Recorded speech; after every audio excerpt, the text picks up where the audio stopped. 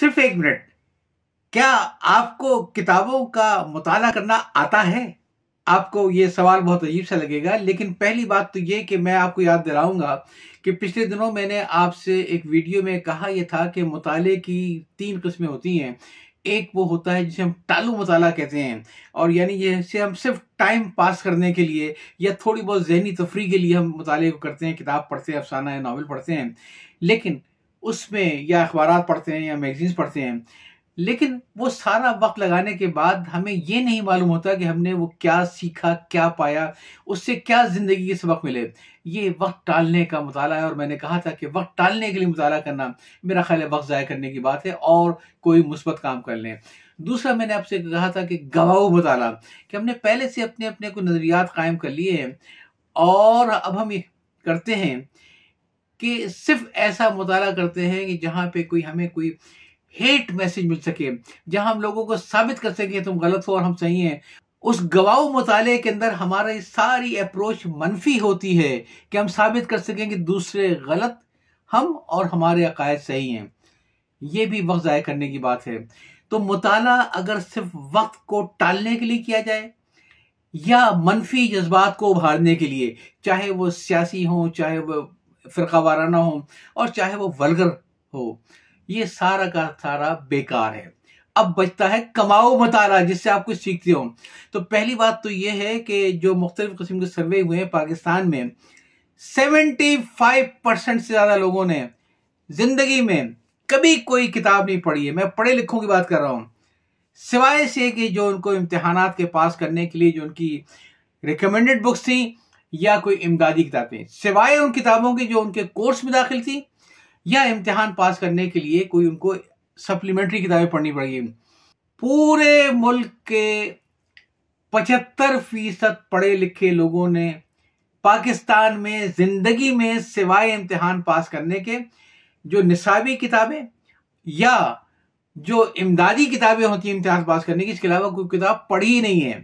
तो मेरा टारगेट, मेरा मौजू वो 25% पढ़ा लिखा तबका है जो निसाबी किताबों के अलावा भी कुछ किताबें पढ़ने पे यकीन रखता है।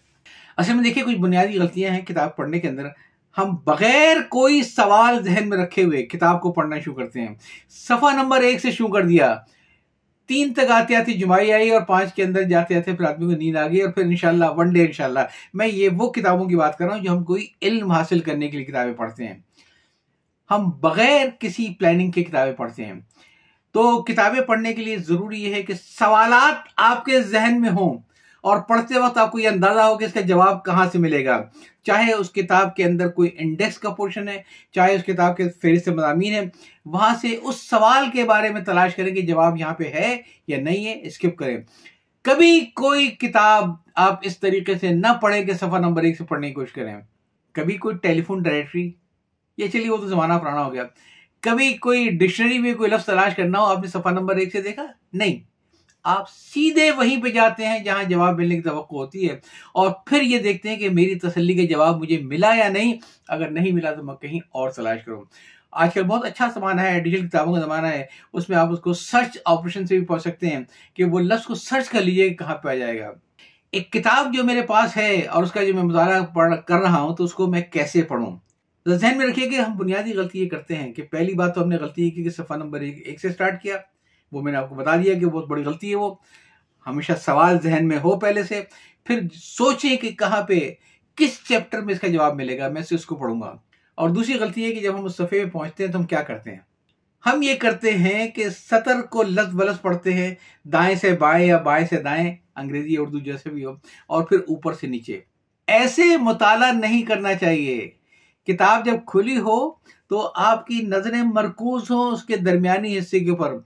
ये आंखों की पुतलियां हिलाने की कोशिश करने की जरूरत नहीं है, बल्कि आप उसका उस सफ़े की एक तस्वीर अपने ध्यान में लेकर आए। थोड़ी हिम्मत कीजिए, मशक करनी पड़ेगी आपको।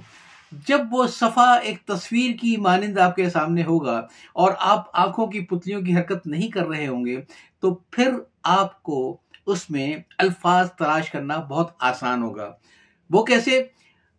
एक नजर डाल के उसको गौर से देखें कि इसमें तमहीदी चीजें, फालतू फंड की चीजें कितनी हैं। इग्नोर कर दे इसको, कोई जरूरत नहीं है। بہت سارا کوئی ایڈجیکٹو کا ایڈورب کا استعمال ہے، اگنور کر دیجئے. آپ صرف نقطے کی بات پہ پہنچے کہ نقطے کی بات کہاں پہ، اور وہ نقطہ اپنے پاس کہیں نوٹ کر لیں کہ یہ 20 صفحے میں مجھے یہ 6 نقطے ایسے ملے، باقی ان کی یا تو تمہید تھی، یا ان کی اس نے وضاحت کی تھی، یا پھر اس نے اس کے اوپر سمپل اس کو کنکلوڈ کیا تھا.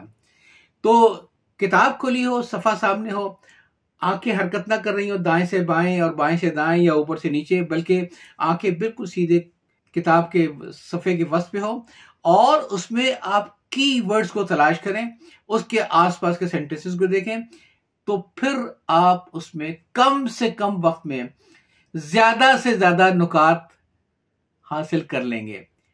یہ سلسلہ چلتا رہے گا، آگے بہت ساری باتیں ہوں گی، بہت ساری ٹیکنیک میں آپ کو بتاؤں گا اسپیڈ ریڈنگ کے بارے میں. تو آج کے لیے صرف اتنا ہی. ایک ریکویسٹ یہ ہے کہ اگر آپ نے ابھی تک اس چینل کو سبسکرائب نہیں کیا ہے تو آپ ذرا سبسکرائب کر کے دیکھیں اب تک جینے کے قرینے پہ کتنی ایسے کلپس آ چکے ہیں. جب آپ لوگ دیکھیں گے اور ویورشپ بڑھے گی تو یقیناً میں چاہوں گا کہ میں اور بھی ایسی اچھی اچھی کلپس بناؤں، کوئی سننے والا اگر ہو، ورنہ میرا کیا ہے، میں تو بناتا رہوں گا، اپنے مزے کے لیے بناتا رہوں گا. ٹھیک ہے جناب، تو یاد چاہتا ہوں. اللہ حافظ.